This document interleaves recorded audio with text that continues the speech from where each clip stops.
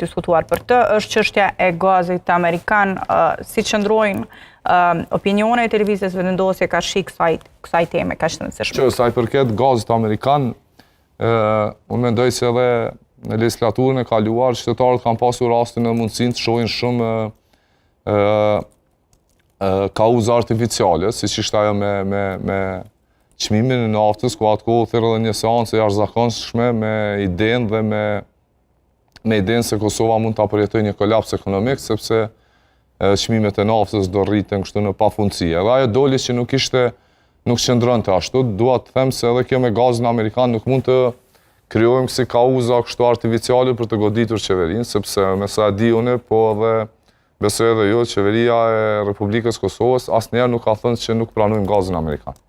Unë nuk e di këtë ku e marrin opozita këtë referencë, kur thonë që lëvizja vendosje ka refuzuar. Ka pasur një deklarim duke thënë që jemi për gazifikimin e të Ngjillit, pra duke aluduar në atë që nuk... Po, qeveria është vazhdimisht në biseda me ambasadën amerikane, vazhdimisht është në biseda për të diskutuar se cila është mundësia reale dhe mundësia më e mirë për vendin tonë për të funksionuar me gaz.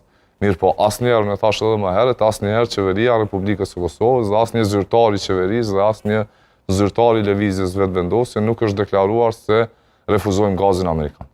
Nuk është deklaruar kështu të paktën. Asnjëherë. Askush nga lëvizja vetvendosje dhe askush nga qeveria lëvizjes vetvendosje. Por është kuptuar kështu?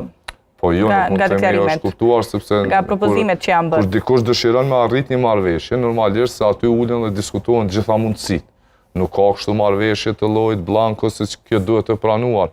Ulen dhe diskutohen gjitha mundësitë, ulen diskutohet edhe për anës qeverisë se cilat ne mendojmë që janë mundësitë më të mira për bashkëpunimin, po ashtu dëgjojmë edhe partnerin ambasadën amerikane apo shtetin amerikan dhe pastaj vim të një përfundim dhe vendosim bashkarisht se cila është rruga e duhur dhe rruga